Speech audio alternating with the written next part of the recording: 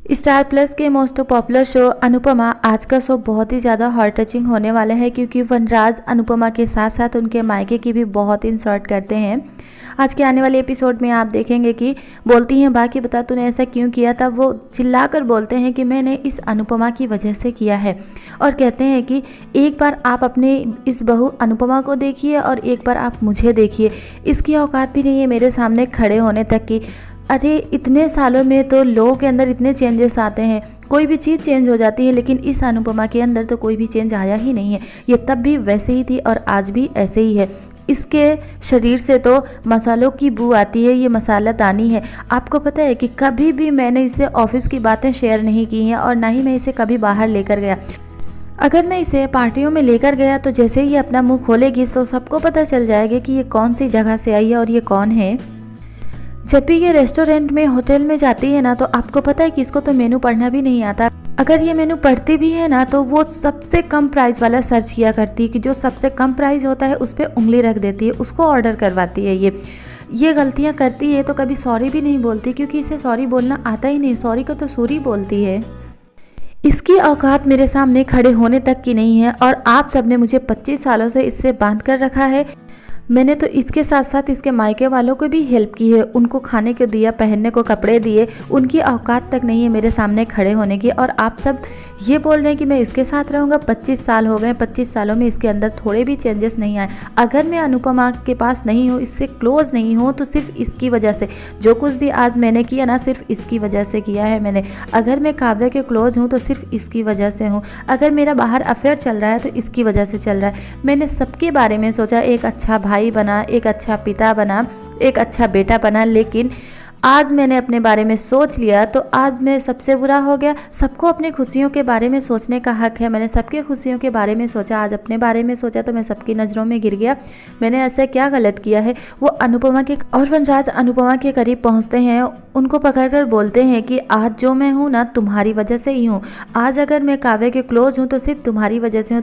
तुम्हें तो हमेशा मसाले की बदबू आती रहती है, मसालेदानी हो तुम, तुम्हारे करीब नहीं हूँ मैं तो सिर्फ इसी वजह से। तुम किसी लायक हो ही नहीं। झिलमिल में और इसमें कोई फ़र्क ही नहीं होता। इसके कपड़े तो देखिए। जब ये झिलमिल घर आती है तो इसे और झिलमिल को देखकर फ़र्क करना इतना मुश्किल हो जाता है कि पता ही नहीं चलता कि अनुपमा कौन है और झिलमिल कौन है। वनराज अनुपमा की बहुत ज़्यादा इंसल्ट करते हैं और बापूजी को ये बर्दाश्त नहीं होता। फिर बापूजी पहुंचते हैं और उसको धक्का देकर हटा देते हैं और कहते हैं कि तुझ जैसी औलाद से बेहतर है कि मैं मर जाऊं।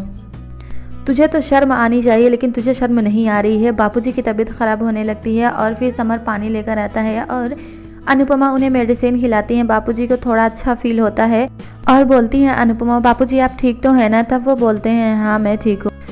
लेकिन बापूजी वनराज की शक्ल भी नहीं देखना चाहते हैं और बोलते हैं कि इससे बोलो कि ये मेरे सामने से चला जाए क्योंकि इसकी शक्ल भी अब मुझसे बर्दाश्त नहीं होती है। ऐसी औलाद पैदा करने से तो अच्छा था कि हम मर ही जाते। बहुत कुछ कह देते हैं उन्हें और बोलते हैं इससे बोलो कि मेरे सामने से जाए। और बोलती हैं अनुपमा कि प्लीज़ आप चुप हो जाइए। तब वनराज इससे पहले बोलते हैं कि ये सब हाय बेचारी वाली औरत मुझे नहीं चाहिए थी, ऐसी वाइफ चाहिए नहीं थी। इसको तो महान बनना है, बस हाय बेचारी वाला काम करना है। सबको ऐसा लगता है कि हाय बेचारी कितना काम करती है, तो मुझे ऐसी लड़की चाहिए ही नहीं थी। मुझे अपने जैसी पढ़ी लिखी इंटेलिजेंट लड़की चाहिए थी, लेकिन आप सबने मुझे बांध दिया इसके गले। और फिर बोलते हैं बापूजी की बोलो ये यहाँ से चला जाए। तभी बोल देते हैं संजय भाई कि प्लीज़ आप जाइए यहाँ से, वरना बापूजी की तबीयत और ख़राब हो जाएगी। जब वो जा रहे होते हैं तब तिरछी निगाहों से अनुपमा की तरफ देखते हैं गुस्से में और लीला बहुत परेशान हो जाती हैं और ये जैसे अपने रूम में आते हैं काव्या को कॉल करते हैं। बहुत गुस्से में होते हैं और बोलते हैं कि काव्या जो नहीं होना चाहिए था वही हुआ है। इस औरत ने पूरे परिवार को अपनी तरफ कर लिया है। बेटी बनकर वो पूरे परिवार को अपने साइड कर लिया उसने। अब मैं बहुत ही ज़्यादा उससे नफरत करता हूँ। आई हेट अनुपमा, आज तुमने बहुत गलत किया है। तब बोलती है यहाँ पर काव्या कि प्लीज़ भी शांत हो जाइए, तुम्हारी बीपी बढ़ जाएगी। तब वो बोलते हैं हाउ, घर में इतना कुछ हो रहा है, कैसे मैं शांत हो जाऊं। तब वो बोलती है पूरा परिवार तुम्हारे साथ हो या ना हो, लेकिन मैं हमेशा तुम्हारे साथ हूँ, हमेशा तुम्हारी हेल्प करूँगी, तुम्हारे लिए हमेशा खड़ी रहूँगी। वनराज इनकी बातें सुन रहे हैं, उसके बाद फ़ोन को कट कर देते हैं और बाहर फेंक देते हैं। अनुपमा बहुत परेशान हो जाती हैं और जैसे ही आगे वो बढ़ रही होती वो सोचती हैं कि मेरे तीनों बच्चे कितने परेशान होंगे। आज जो हुआ वो इस तरह से होना नहीं चाहिए था। बा और बापूजी भी बहुत परेशान हैं। अभी वो तोसू के रूम के बाहर से निकल ही रही होती हैं कि वहाँ पर वो बोल देता है समर कि अब तो यकीन हो गया ना कि मिस्टर शाह जो समझा रहे थे तोसू भाई आपको वो गलत था। इतना सुनकर जैसे ही वो रूम के अंदर जाती हैं, इससे पहले ये तीनों बातें कर रहे होते हैं और बोलते हैं अब मम्मी पापा अलग हो जाएंगे क्या। पाखी रो रही होती है और कहती है कि मैंने सुना है कि मम्मी और पापा जब अलग होते हैं तो कोर्ट बच्चों से पूछते हैं कि तुम्हें किसके साथ रहना है, क्या मम्मी और पापा का डिवोर्स हो जाएगा। तभी पहुंच जाती हैं अनुपमा और कहती हैं कि हाँ, अब पूरा परिवार एक साथ रहना बहुत मुश्किल हो गया है। वो पाखी बहुत रो रही हैं और कहती हैं कि मम्मी प्लीज़ आप हम सबको कभी भी छोड़कर मत जाइएगा। उसके बाद अनुपमा समझाती हैं और कहती हैं तुम तीनों को जो दिख रहा है वो तो सच है, इसके सिवा भी कुछ और देखो। तुम सब ये देख रहे हो कि मेरे और इनके बीच में सही रिश्ता नहीं था, तो पति पत्नी का रिश्ता ऐसा ही होता है, तो ऐसा बिल्कुल भी नहीं है। एक बात और सीख लेना कि पति पत्नी के रिश्ते के बीच में ऐसा भी हो सकता है, तो इसलिए संभल कर रहना। तुम दोनों तीनों की जो ज़िंदगी शुरुआत होने वाली है वो अच्छी ही होगी, इसलिए कुछ ना कुछ सीखते रहो। और हम सब एक दूसरे के साथ हैं और हमारा उनके साथ कोई रिश्ता तो नहीं रहा, लेकिन हम सब एक साथ ही रहेंगे। और दूसरी बात, वो भले ही अच्छे पति नहीं बन पाए लेकिन अच्छे पिता ज़रूर बन गए हैं। तुम तीनों को अगर फ़र्क करना है तो पति पत्नी यानी कि हमारे और वनराज के बीच में ही करना। पिता और बेटा बेटी इन सब चीज़ के बीच में तुम तीनों को फ़र्क नहीं करना है, क्योंकि वो बहुत ही अच्छे पिता हैं। तो तुम तीनों को इतनी तो समझ ज़रूर है कि तुम तीनों अपने मर्जी से अपने आँखों से पूरी दुनिया देख सकते हो, तो इसलिए जो फैसला होगा तुम्हारा तुम तीनों का अपना ही होगा। बहुत समझाती हैं वो यहाँ पर।